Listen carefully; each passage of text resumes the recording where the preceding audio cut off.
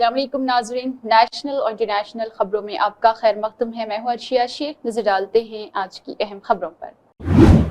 Media reports के मुताबिक FIFA world cup 2034 की मेजबानी सऊदी अरब को मिल गई है। वर्ल्ड कप 2030 की मेजबानी स्पेन, पुर्तगाल, मराकश और मुश्तरका तौर पर करेंगे। इसका ऐलान फीफा के सदर ने बाज़ाब्ता तौर पर कर दिया है। फुटबॉल वर्ल्ड कप की मेजबानी हासिल करने पर सऊदी अरब की अवाम में खुशहाली की लहर दौड़ गई है।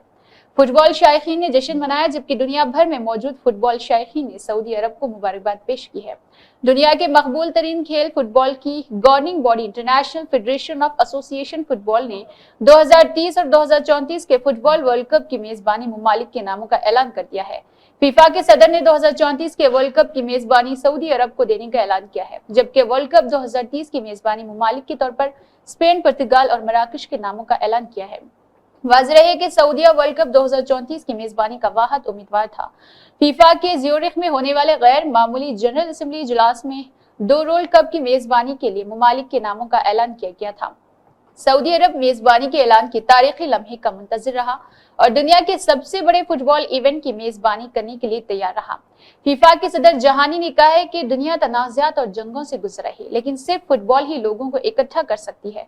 उन्होंने इसका यकीन इजहार किया है कि वर्ल्ड कप 2034 शानदार होगा और तमाम फेडरेशंस के इत्तेफाक राय पर खुशी मिलेगी। फुटबॉल वर्ल्ड कप स्पोर्ट्स का सबसे बड़ा इवेंट और तमाम लोगों के लिए बड़े जश्न का मौका है। जापानी दारुल हुकूमत टोक्यो की आबादी में इजाफे के लिए सरकारी मुलाजमीन को हफ्ते में सिर्फ 4 दिन तक काम करने का पाबंद बनाने पर गौर किया गया है। जापान का शुमार दुनिया के उन चंद ममालिक में होता है जहां शरह पैदाइश इंतहाई कम है।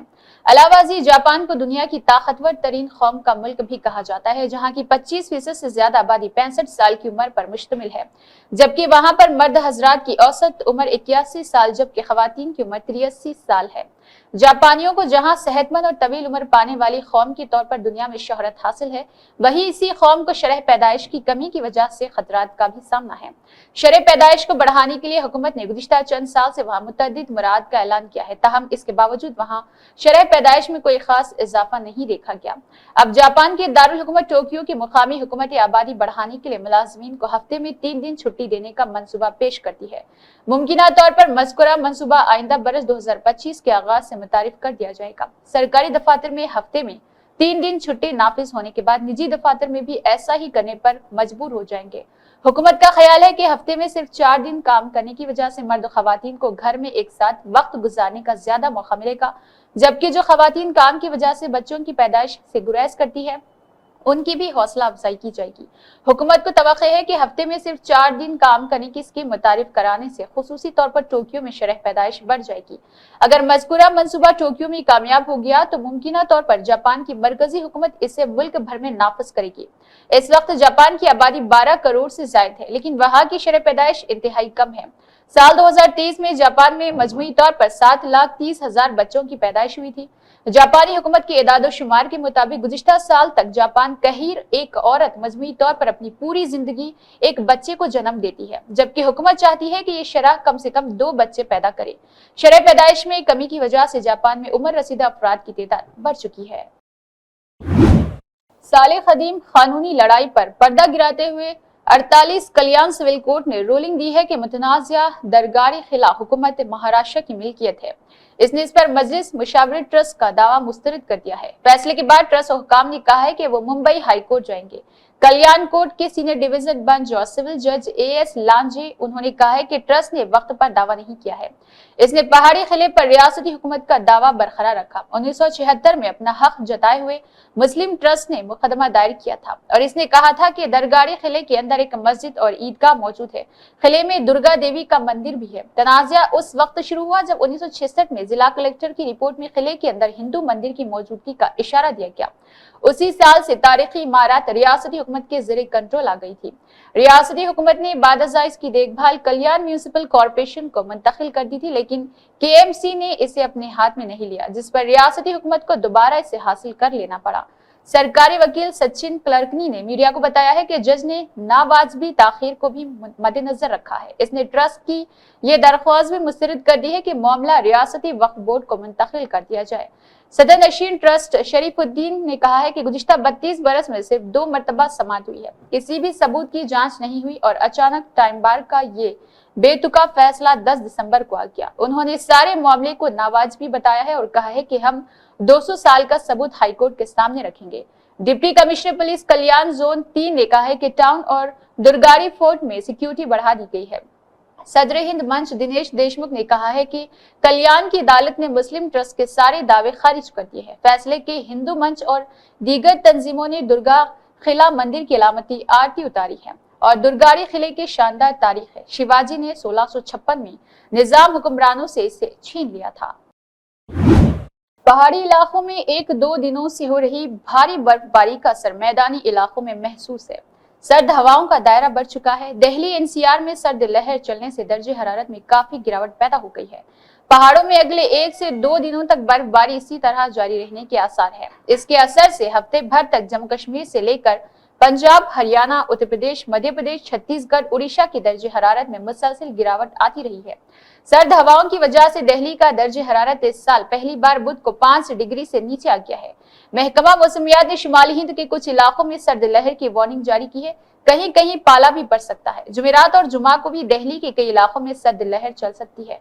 दिल्ली में महकमा मौसमियात ने 2 दिन के लिए येलो अलर्ट जारी कर दिया है। उत्तर प्रदेश में भी मौसम के मिजाज ने इस तरह करवट बदली है। महकमा मौसमियात ने रियासत में बारिश का अलर्ट जारी किया। पेशन गोई के मुताबिक रियासत में बारिश का अलर्ट, इनमें मुजफ्फरनगर, मेरठ, मुरादाबाद, अमरोहा, रामपुर, गाजियाबाद, हापुड़, बुलंदशहर, संभल, मथुरा, पीलीभीत, बरेली, लखीमपुर और बदायूं, शाहजहांपुर, अलीगढ़, हाथरस का नाम शामिल किया गया है। यूपी में दिसंबर के आने वाले दिनों में दर्जे हरारत 4 डिग्री सेल्सियस तक नीचे आ सकता है। बिहार में भी बछुआ के बहाव से ठंड में इजाफा है। महकमा मौसमियात के मुताबिक आने वाले दिनों में रियासत में शदीद ठंड पड़ सकती है। रियासत में शाम 5 बजे के बाद दर्जे हरारत में बहुत तेजी से गिरावट आ रही। बिहार के कई जिलों में बादल छाए रहने के साथ हल्की बारिश की भी पेशेनगोई कर दी गई है। आसाम में एनआरसी के मामले पर एक अहम फैसला लेते हुए रियासती हुकूमत ने वाज़ेह किया है कि जो लोग एनआरसी यानी नेशनल रजिस्टर ऑफ सिटीजन्स के लिए दरख्वास्त नहीं देंगे, उन्हें आधार कार्ड जारी नहीं किया जाएगा। यह ऐलान वज़ीर आला हेमंत बिस्वा शर्मा ने काबीना की मीटिंग के बाद किया है। वज़ीर आला ने कहा है कि अगर किसी फर्द या उसके खानदान ने एनआरसी के लिए दरख्वास्त नहीं दी तो इसका आधार कार्ड के लिए किया गया दरख्वास्त मुस्तरद कर दिया जाएगा। यह फैसला बांग्लादेशी दरअंदाजों को रोकने के लिए किया गया है, जिनकी सरगर्मी रियासत के लिए खतरा बन गई है।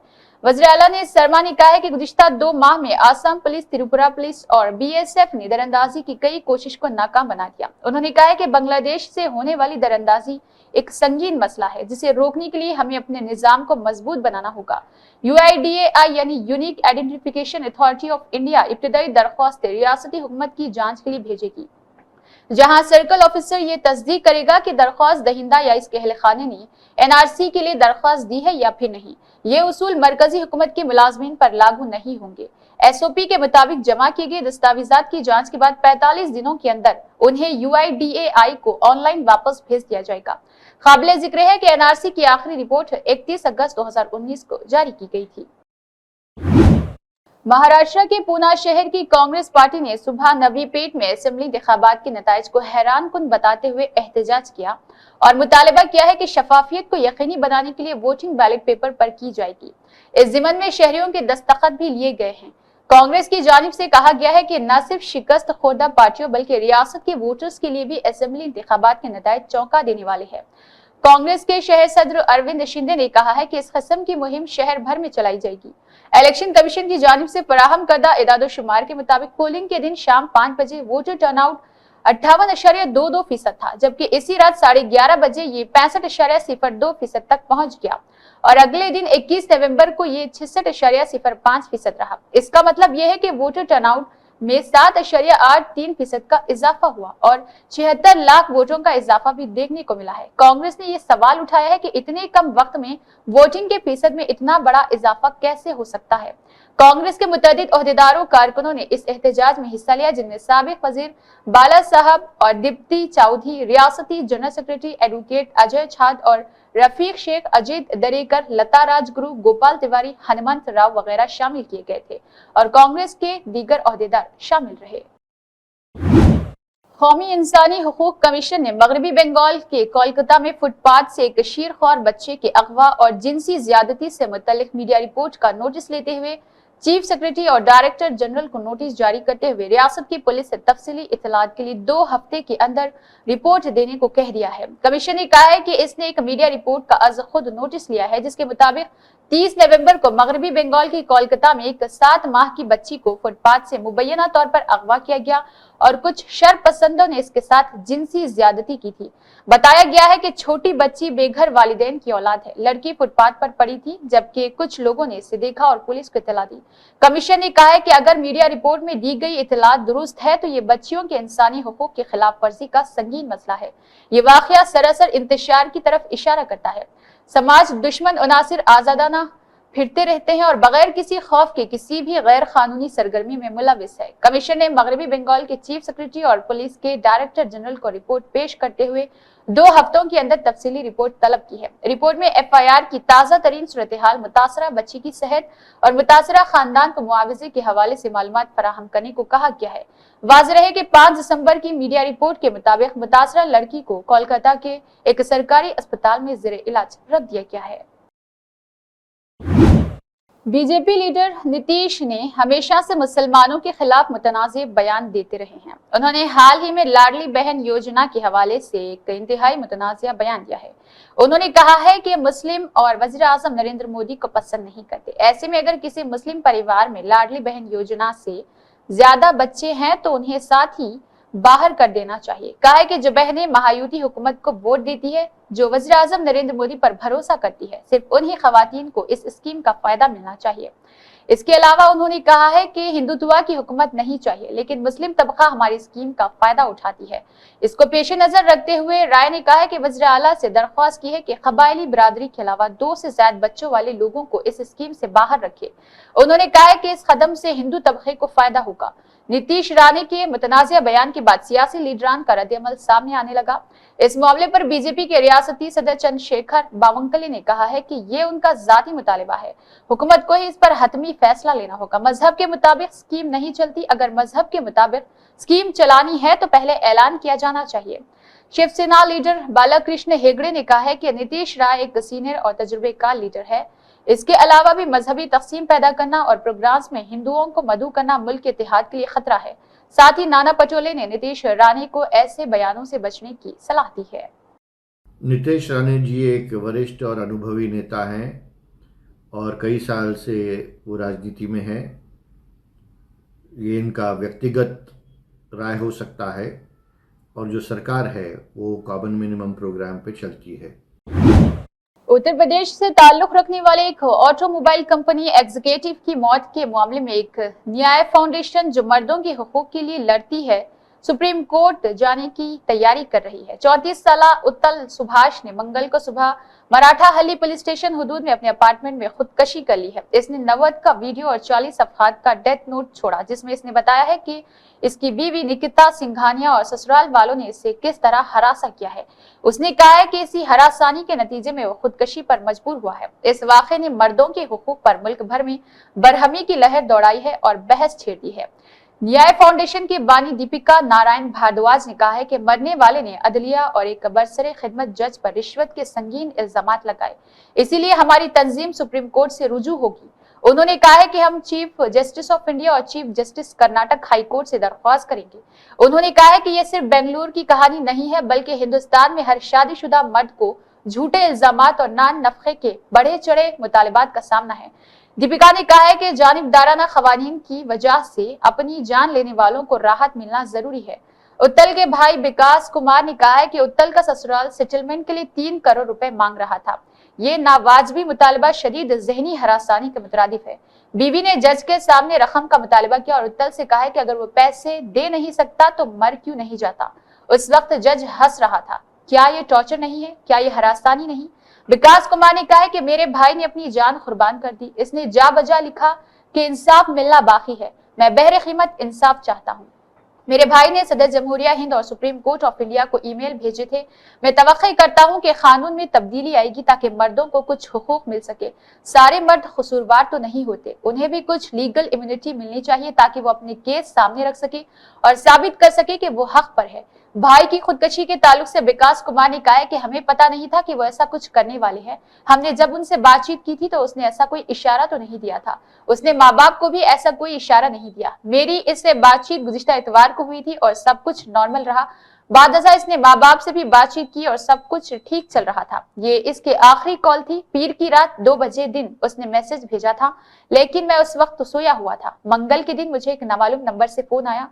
फोन करने वाला मुझसे डेथ नोट के बारे में पूछ रहा। मैंने जब अपना फोन चेक किया तो मुझे मैसेज दिखाई दिया। वीडियो में उत्तल बिहाश ने कहा है कि उसकी शादी 2019 में हुई थी और उसकी बीवी तलाक की दरख्वास्त दाखिल करने के बाद 3 करोड़ रुपए मांग रही। वो इसे अपने बेटे का चेहरा तक देखने नहीं देती थी। वीडियो में उसने कहा है कि फैमिली कोर्ट जज ने केस सेटल करने के लिए 5 लाख रुपए का मुतालबा किया। उत्तल ने यह भी कहा है कि शादी के फौरी बाद किसी बीमारी की वजह से इसके खुसर चल बसे थे, लेकिन इसकी बीवी ने एफआईआर में कत्ल की दफात भी जोड़ दी और कहा कि जहेज के मुतालबे की वजह से उनकी मौत वाक़ हो गई है। उत्तल ने वीडियो में कहा है कि इसे शदीद हरासानी का सामना था। गुज़िश्ता 2 साल में वो 120 मरतबा अदालत गया है। फैमिली कोर्ट ने 2 साल के बच्चे के लिए माहाना 40,000 रुपए अदा करने का हुक्म दिया। उत्तल ने कहा है कि शादी के बाद वो घरेलू कामकाज किया करता था। इसने बीवी को एक मशहूर एमएनसी में नौकरी दिलाई और साले की इमदादी माली इमदाद की। इसने अपने बच्चे की पैदाइश पर 2 लाख रुपए खर्च किए। वीडियो में तनाव दिखाई दे रहा था और इंतखाब कर रहा था, क्योंकि मैं नहीं चाहता कि मेरा पैसा मेरे मुखालिफिन मुझे और मेरी फैमिली को टॉर्चर करने के लिए इस्तेमाल करे। मैं नहीं चाहता था कि मेरी बीवी या कोई ससुराली रिश्तेदार मेरी नाश के करीब आए।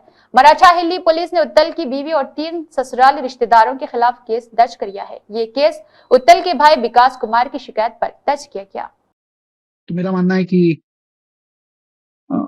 मुझे खुद को ही खत्म कर लेना बेस्ट है मेरे लिए, क्योंकि जो मैं पैसे कमा रहा हूँ उसी से मैं अपने दुश्मन को बलवान बना रहा हूँ। वही पैसे मुझे ही बर्बाद करने के लिए यूज हो रहे हैं और ये साइकिल बढ़ता ही रहेगा, है ना। मेरे ही टैक्सेस के पैसे से ये कोर्ट, ये पुलिस सिस्टम मुझे और मेरी फैमिली को और बाकी लोगों को भी हैरास करेगा जो अच्छे लोग हैं।